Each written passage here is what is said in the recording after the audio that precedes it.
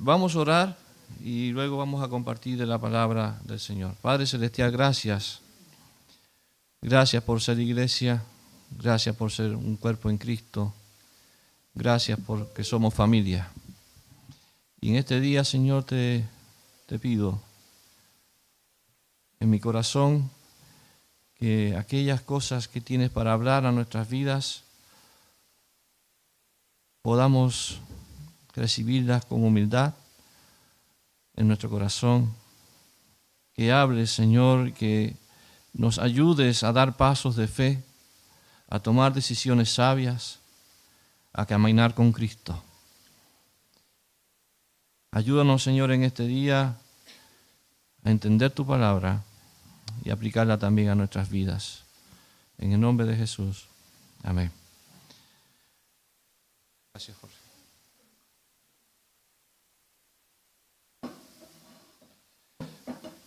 Todos estos pasajes que hemos estado viendo, el capítulo 21, etcétera, etcétera, bueno, al menos menciono el último que vimos la semana pasada con nuestro hermano Robin.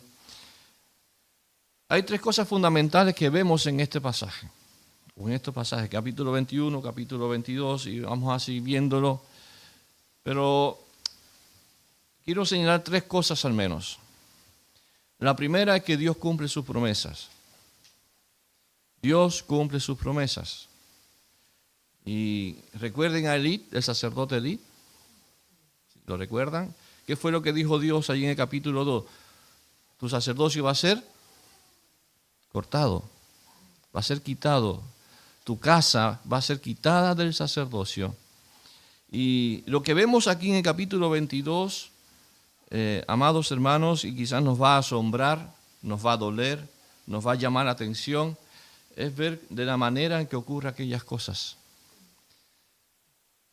Y va a ser quitado por medio del accionar de un hombre llamado Saúl. Por otro lado, vemos a Saúl haciendo y deshaciendo, obrando en mal y para mal de la nación de Israel. Y recuerden que Dios se lo había dicho al pueblo antes de elegir rey. Dios los había advertido de lo que iba a suceder con ellos. De dejar a Dios para elegir a un hombre que, dicho sea de paso, no era un hombre conforme al corazón de Dios. Y vemos cómo está cumpliéndose en Saúl, en la vida de Saúl, con lo que Saúl está haciendo, y estamos viendo aquí en la historia, cómo Dios está cumpliendo aquello de que él iba a ser, en vez de bendición, iba a ser un azote para Israel, un castigo, porque iban a elegir un hombre conforme a las demás naciones, no conforme al corazón de Dios. Y por último, un tercer detalle importante que se ve aquí en este pasaje es de cómo Dios cuida a David a pesar de sus mentiras. A pesar de sus mentiras. Dios tenía un propósito con este hombre, con David. Él lo cuidó providencialmente. No es que Dios estuviera de acuerdo con sus mentiras. De hecho, lo que vamos a ver hoy día es precisamente algo relacionado con lo que se predicó la semana pasada y que esta semana voy a dar énfasis. La semana pasada vimos con Robin el capítulo 21 y el tema tratado fue la mentira. ¿Se acuerdan? Mentira, mentira, mentira, tras mentira. Ahora bien, allí vimos cómo fue que David mintió una y otra vez. En vez de buscar la protección de Dios, David obviamente se dejó llevar por sus ideales, por sus pensamientos, por lo que le salía a él de su cabeza, y dejó la protección de Dios por asumir su propia protección. ¿Y de qué manera lo hizo? Mintiendo. Voy a resumir algunos detalles del capítulo 21, ya que tienen relevancia para lo que vamos a ver en el capítulo 22. Obviamente, y lo voy a hacer muy rápidamente, así que presta atención. David huye de Saúl y llega a Nob, conocida como la ciudad de los sacerdotes. Nob, ¿se acuerdan que antes era Silo? ¿Se acuerdan de Silo? Era el centro donde estaba incluso el arca, era el centro de adoración. Pero ¿qué pasa? Que con estas batallas de los filisteos, la reconquista, tal vez se perdió aquello y eligieron a Nob para ser el lugar donde poner el tabernáculo de Dios, donde estaban allí los sacerdotes, etcétera, etcétera. Ahora, había un sacerdote llamado Ahimelech. Ahimelech recibe sorprendido a David al verlo llegar solo, ¿verdad? Estoy recordando la historia que se vio la semana pasada. David, ¿qué es lo que hace? Miente, descaradamente miente, mínimo 3 veces, como vimos con Robin, mínimo. David quita a Dios del lugar de preferencia para buscar protección y se escuda bajo la mentira. El sacerdote Ahimelech ayuda a David, le da comida, le entrega, ¿qué otra cosa le entrega? La espada de Goliat. Y allí entre ellos estaba otro personaje llamado Doeg, el edomita, y quien era partidario y siervo de Saúl. Él estaba viendo lo que allí ocurría. El verso 7 de capítulo 21 así lo narra. Él estaba al tanto de todo lo que estaba pasando allí. Y luego David llega a Gat, tierra filistea, lugar de sus enemigos. Y allí debe fingir estar loco, recuerden que hasta balbuceaba, etcétera, etcétera, para que no lo maten. Así huye a Gat y llega a Judá, huye de Gat y llega a Judá nuevamente buscando refugio a lo que se conoce como las cuevas de Adulán. Adulán es una zona geográfica de Israel, de Cuba iba a decir, de Israel. Y allí está todavía actualmente, la cueva de Adulán. Y como dije, el título de este mensaje, o no lo dije, pero lo voy a decir, es la continuación del domingo pasado, las consecuencias de la mentira. Escuche bien, las consecuencias de la mentira. Voy a dividir el mensaje en al menos 3 puntos. El primero de ellos, aflicción de espíritu. Anótelo, por favor. Aflicción de espíritu. ¿Qué es lo que provoca la mentira? Aflicción de espíritu. Y para dar inicio a este punto voy a leer lo siguiente. Escuche detenidamente. Con mi voz clamaré a Jehová. Con mi voz pediré a Jehová misericordia. Delante de él expondré mi queja. Delante de él manifestaré mi angustia. Cuando mi espíritu se angustiaba dentro de mí, tú conociste mi senda. En el camino en que andaba, me escondieron lazo. Mira a mi diestra y observa, pues no hay quien me quiera conocer. No tengo refugio, ni hay quien cuide de mi vida. Clamé a ti, oh Jehová. Dije, tú eres mi esperanza y mi porción en la tierra de los vivientes. Escucha mi clamor, porque estoy muy afligido. Líbrame de los que me persiguen, porque son más fuertes que yo. Saca mi alma de la cárcel, para que alabe tu nombre. Me rodearán los justos, porque tú me serás propicio. Y dirán ustedes, ¿qué tiene que ver esto con el pasaje? Bueno, sí tiene mucho que ver, porque este es el Salmo 142. Y el Salmo 142 fue escrito justamente por David en la cueva de Adulán. Para que conozcamos las circunstancias que estaba viviendo asociado a cómo él se estaba sintiendo. Estaba ¿cómo? Afligido. Afligido. Este salmo entonces tiene con relación con esta cueva de Adulán, no solamente porque huye de Saúl, sino por sus propias mentiras. Algo estaba pasando en el corazón de David. Si la persecución traería a David aflicción de espíritu, aún peor, el llevar la carga de sus pecados, de su mentira, no lo dejaría libre. Y como él dice, era como que se encontraba en una cárcel. Cárcel, preso. El peor enemigo de David no solo era Saúl, quien lo perseguía y quería matarlo, sino él mismo. Era su propia conciencia que no le dejaba tranquilo. Eso pasa con la mentira. Los primeros versículos del capítulo 22 ubican a David en un lugar llamado Adulán. Adulán es un lugar que existe, y no solamente una, sino hay muchas cuevas que allí todavía están, y algunas se visitan, tienen letrero. Aquí posiblemente estuvo David, son muy profundas, 5 o 6 metros, algunas de ellas oscuras, otras muy largas, muy extensas, etcétera, etcétera. En alguna de ellas estuvo David al menos, se conoce. En aquel lugar se le une, dice, el pasaje en el capítulo 22 dice que allí se le une su familia, y además de su familia, un total que se mencionan de 400 hombres. ¿Ya? Y vamos a ver las características de estos hombres.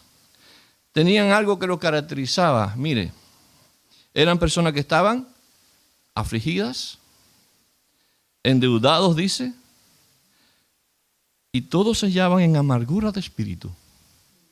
Todos hallaban en amargura de espíritu. Más encima, dice allí el texto, que David es puesto, el versículo 2, es puesto como jefe de ellos, jefe de los afligidos. Un afligido, siendo el jefe de los afligidos.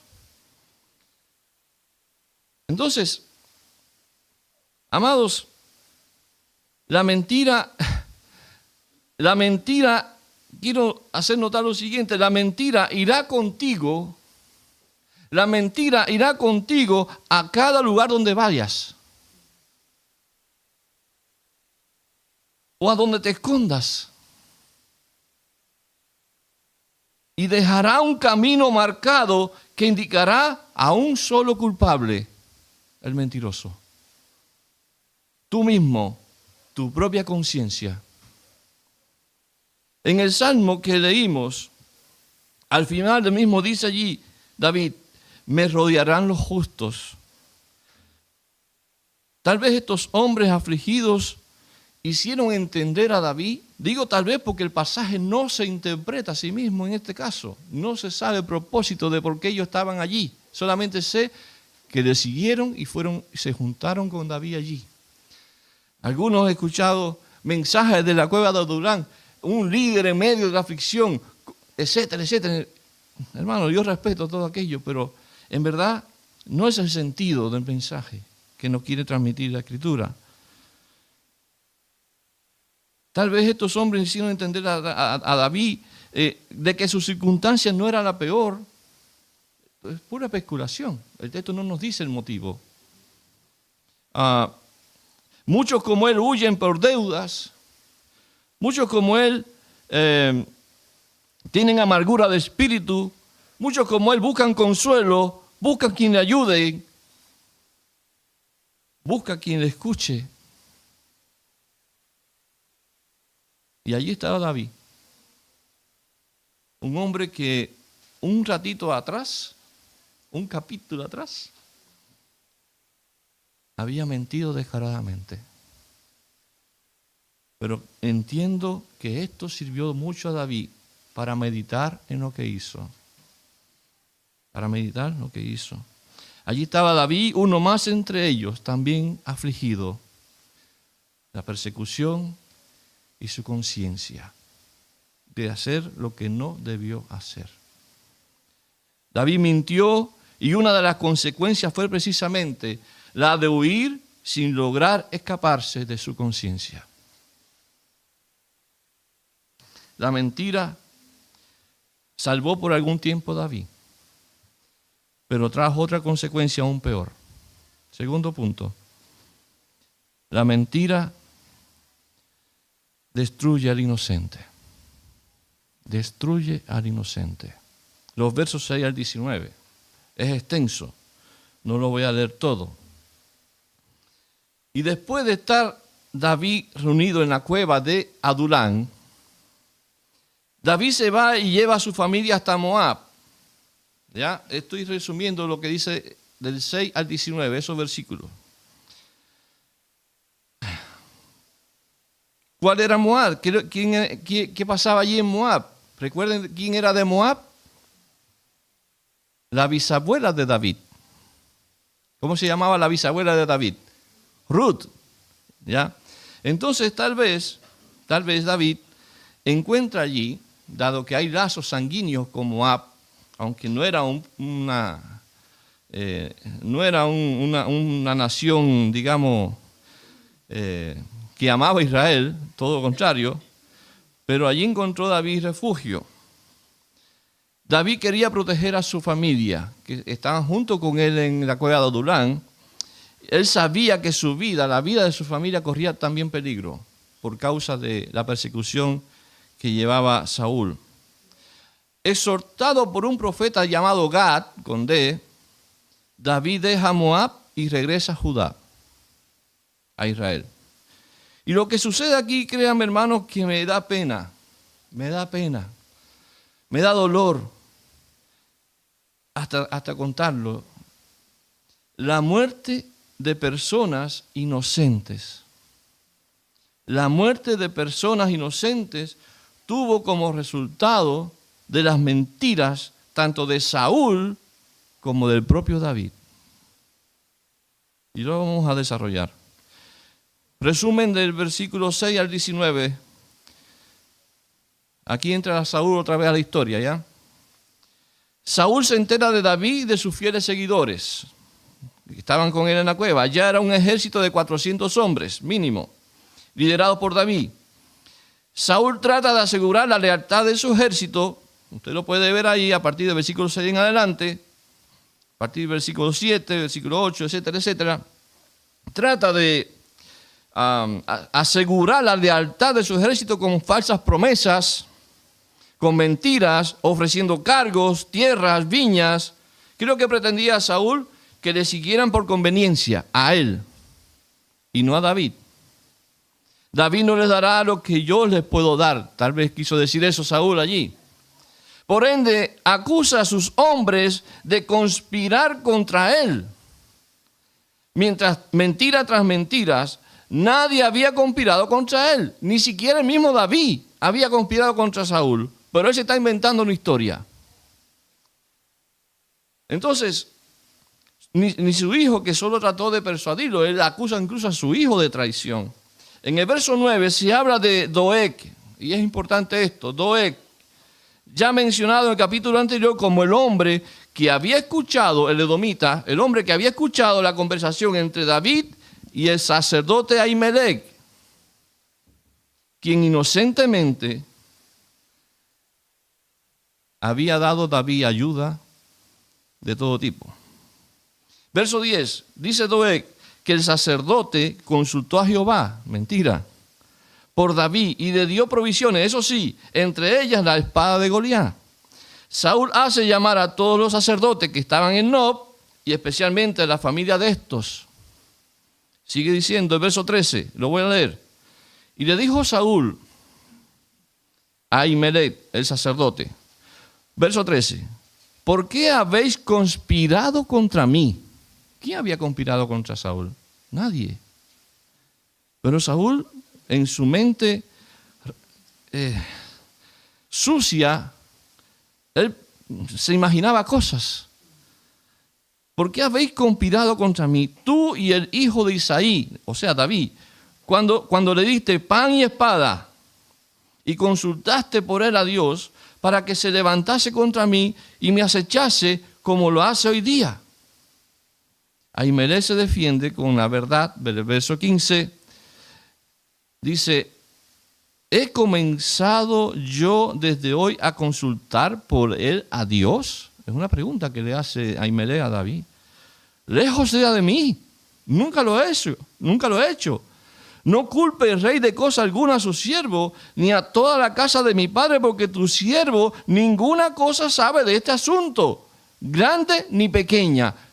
Tenía total inocencia de lo que estaba pasando realmente con David cuando llegó a su presencia, pidiendo, ayúdame. Saúl condena a muerte al sacerdote y a su familia, además de a todos los sacerdotes que estaban con él. En total, 85, dice aquí la Biblia.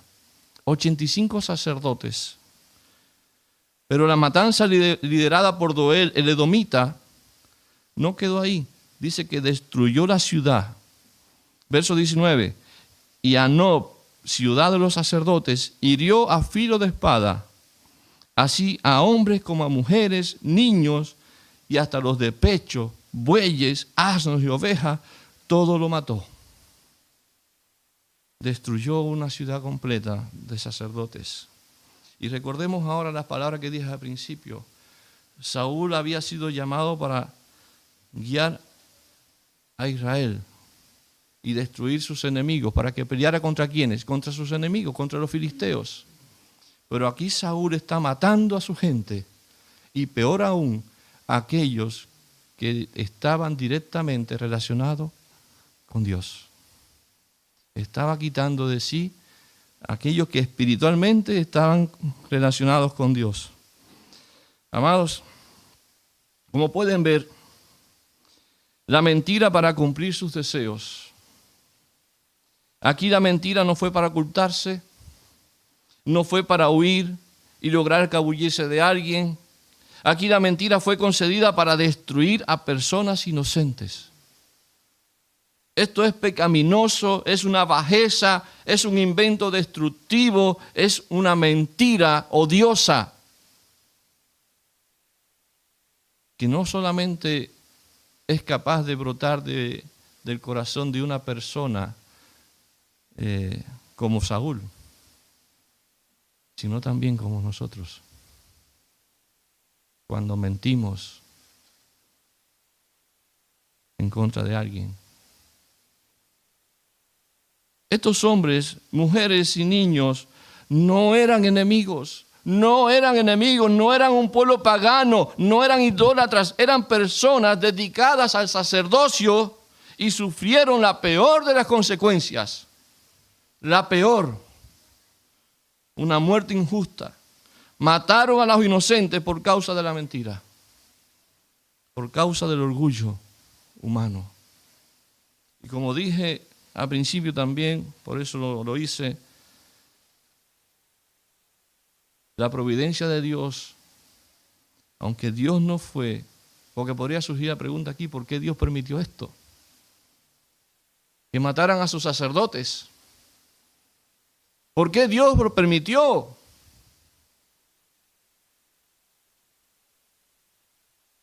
En el capítulo 2 del 1 de Samuel lo vemos, cuando Dios quita a Elí y su casa del sacerdocio.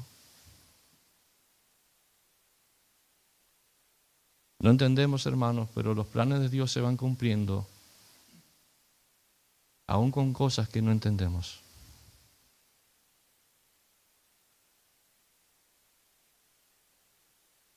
Con mentira Saúl condenó a muerte a estos inocentes. Con mentira David participó indirectamente de esta masacre. Las mentiras de David por salvarse y las mentiras de Saúl por vengarse traen como resultado la destrucción de personas inocentes. Está claro aquí que la mentira no solamente afecta a quien miente, sino a quien son parte consciente o inconsciente de ellas. Ahimelech no tenía nada que ver con David y Saúl. Sufrió las consecuencias. En primer lugar, vimos la aflicción, la consecuencia de la mentira que provoca aflicción de espíritu. En segundo lugar, destruye al inocente. Y en tercer lugar, el mentiroso es culpable. Es culpable. Acabamos de ver un episodio triste a causa de la mentira. Entre los versos 6 al 19 de este capítulo 22 del 1 de Samuel. Ahora entre los versos 20 al 23 veremos lo que pasó con aquel que mintió descaradamente. Verso 20. Pero uno de los hijos de Ahimelech, hijo de Ahitob, que se llamaba Abiatar, escapó y huyó tras David. Y Abiatar dio aviso a David de cómo Saúl había dado muerte a los sacerdotes de Jehová. Y dijo David a Abiatar: yo sabía que estando allí aquel día Doeg el edomita él lo había de hacer saber a Saúl.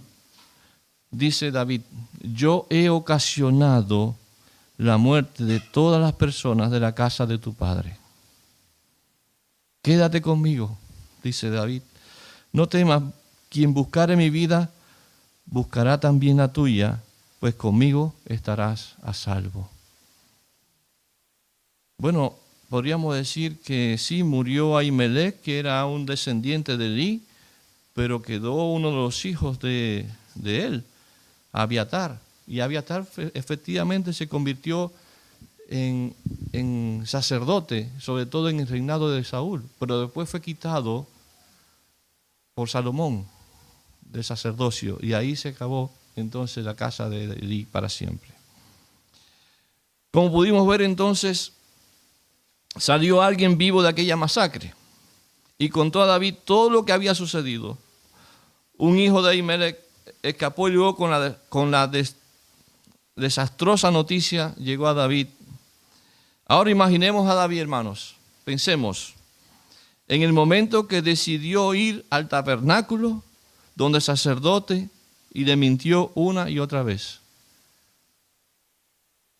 Es como decir, yo voy a hacer algo por una persona, esa persona dice, sí, venga para acá, y en el camino sucede algo, y esa persona por lo que se iba a hacer algo, recibe una mala noticia diciendo, oye, él venía para acá, y venía, no sé, a ayudarme, y murió en el camino. ¿Cómo se siente esa persona? Se siente mal, ¿verdad? Bueno, no es lo mismo, pero es parecido. Me imagino la mente de David, su conciencia latiéndole una y otra vez. Cuando él dijo, yo he ocasionado muerte a las personas de la casa de tu padre.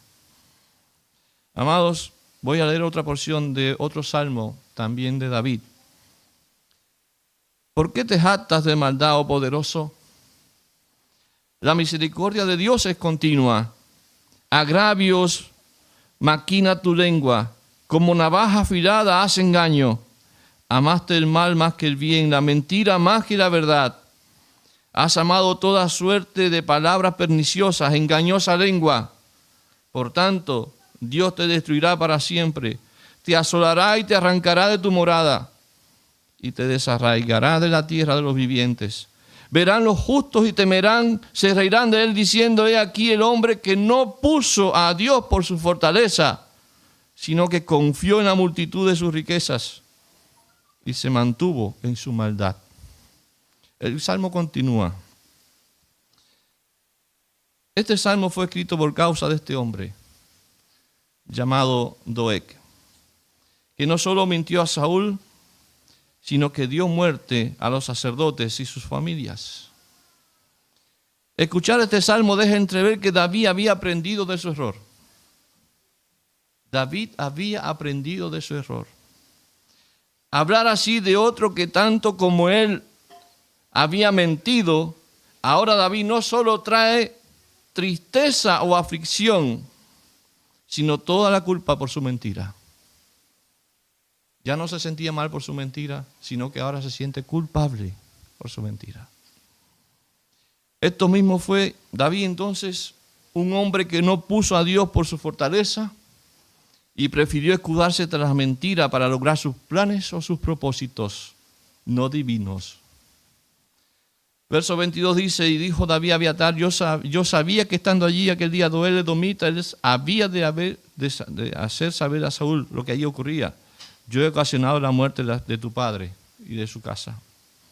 Yo soy el culpable, yo mentí, y ahora otros han cargado el castigo por mi causa.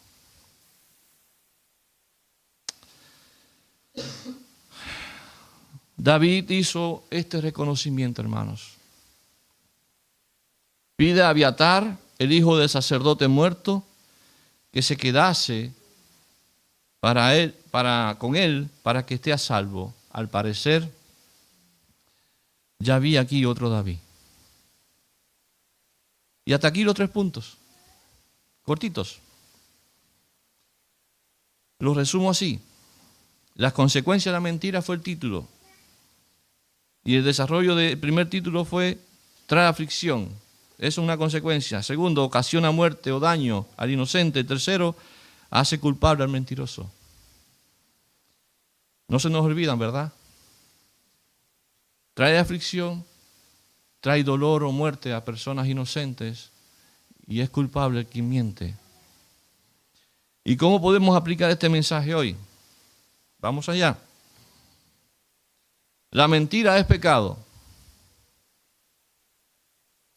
Ofende a Dios. La mentira ofende a Dios. No existen mentiras piadosas. Existe la mentira que va contra la verdad. Sea cual sea el fin de la mentira, traerá consecuencias. La mentira está lejos de una vida piadosa. Una vida piadosa que es una vida que honra y obedece a Dios. La mentira seguirá tras de ti y no te podrás esconder de ella por muchas cuevas de adulán que tengas. No te podrás esconder de ella. Mientras no te arrepientas, te provocarán aflicción, dolor, tristeza y angustia a tu corazón. Y sobre todo a aquellos a quienes también le has mentido. Y aunque te arrepientas, escuche bien, aunque uno se arrepienta de haber mentido, de igual manera será culpable por las consecuencias que tu mentira trae. Es mejor no mentir. Es mejor no mentir. Tratamos de mentir a Dios. Muchas veces tratamos de mentirle a Dios. Amados, ¿cómo podemos pensar de que vamos a engañar a Dios?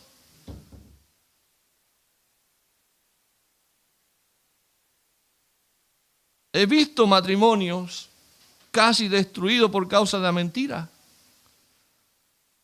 He visto cristianos apartados por causa de la mentira.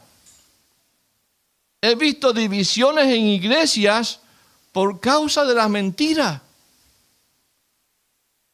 La mentira daña y la mentira no es mentira sin aquel que la genera. Un corazón pecaminoso, egoísta, orgulloso, que piensa recibir un bien sembrando maldad y mentira. No te engañes. Si mientes, segarás destrucción para ti y para otros. Un día dije a una persona que aprecio mucho y amo mucho en el Señor, no mientas, porque ¿cómo puedes tú querer recibir la bendición de Dios si estás mintiendo? ¿Cómo queremos recibir la bendición de Dios si mentimos a Dios? Si mentimos al Dios de la verdad, al Dios santo y puro. ¿Por qué anhelamos ser bendecidos por Dios si le engañamos o lo tratamos de engañar a Él mismo? Nos justificamos de cualquier cosa. Nos agarramos como David de cualquier vil mentira para lograr nuestros planes, nuestros anhelos, nuestros propósitos, para hacer nuestra voluntad en última instancia. Pero no engañéis, Dios no puede ser burlado. Dios no va a ser burlado nunca por ninguno de nosotros.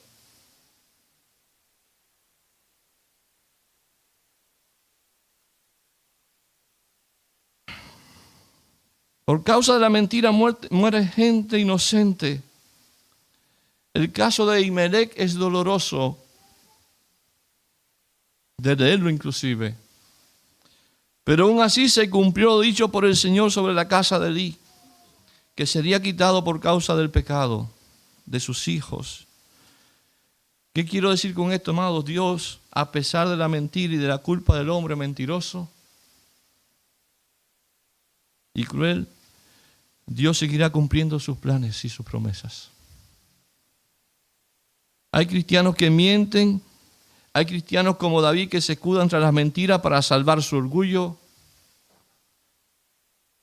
¿Qué tanto valor tiene el orgullo de uno? Que no escatimamos en mentir al precio que sea necesario, porque entendemos que somos nosotros de mucho valor y estima. ¿Ante quién? ¿Ante la opinión de los hombres? ¿Ante quién valemos estima? Si no es ante Dios. Si nuestra vida está desnuda ante Dios.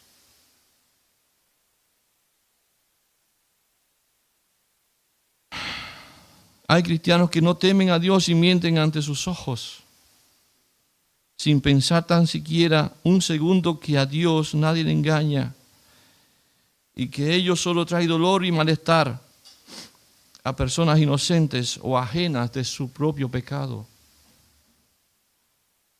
Una iglesia no crecerá con mentira.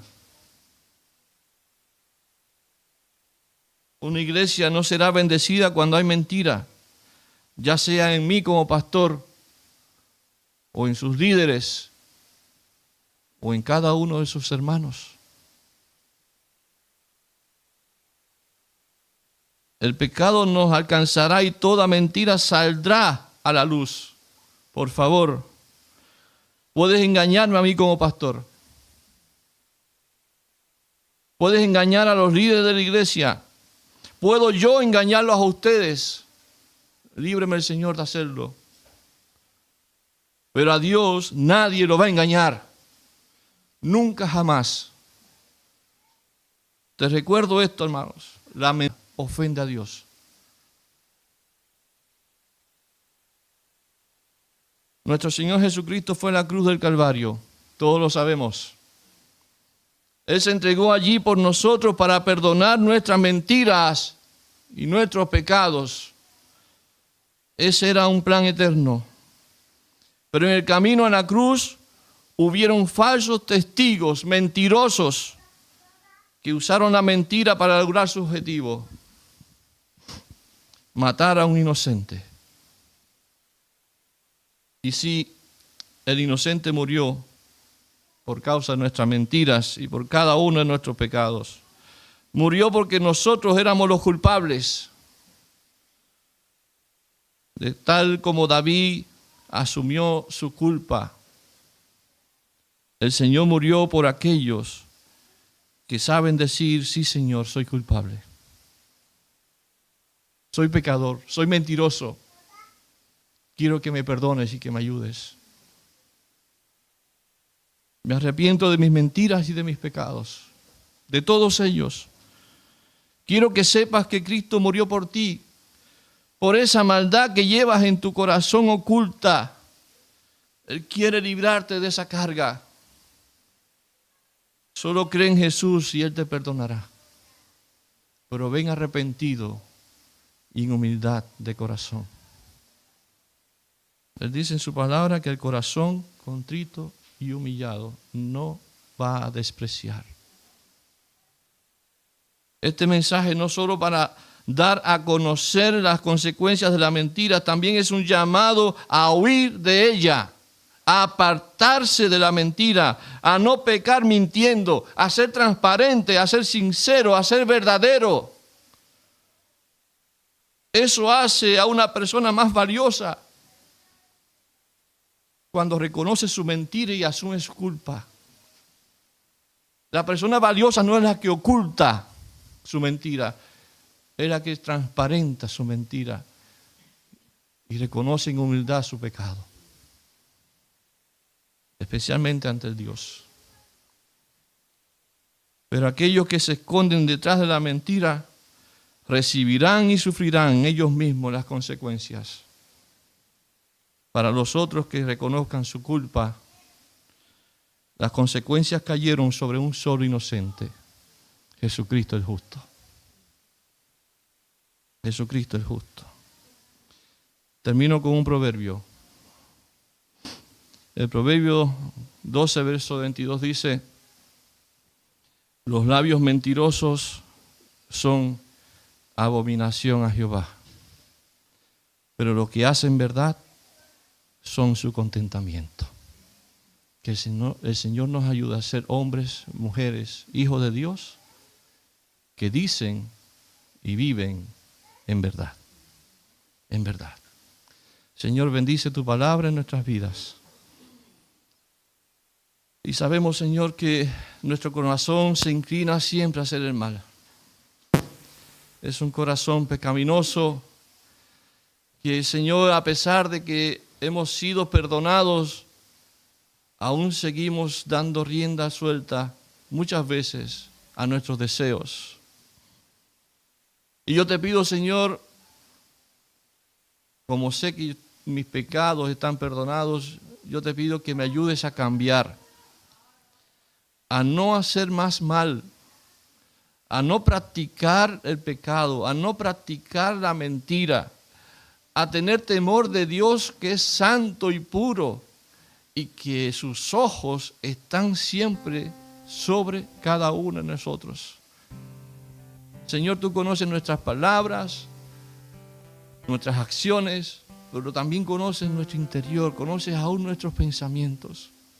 Y te pido como aquel David, no como el mentiroso, te pido como aquel David que reconoció su pecado, que reconoció su maldad y que dijo en oración a ti: escudriñame, oh Dios, y conoce mi corazón y ve si hay allí algo perverso. Quítalo, Señor, te pido. Y ayúdame a vivir mi vida cristiana, mi relación contigo. Ayúdame a ser un hombre, ayúdame a ser un siervo, una mujer, una sierva, conforme a tu corazón. Ayúdanos, Señor. Bendice tu iglesia y limpia nuestras vidas. En el nombre de Jesús. Amén.